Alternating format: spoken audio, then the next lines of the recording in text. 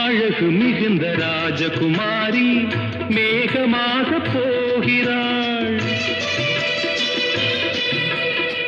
ஜரிகை நெளியும் சேலை கொண்டு மலையை மூட பார்க்கிறாள்.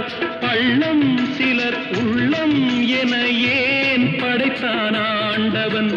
பட்டம் பெற தேடுகின்றேன், எங்கே அந்த நாயகன்? மலையின் காட்சி இறைவன் ஆட்சி செந்தாழம்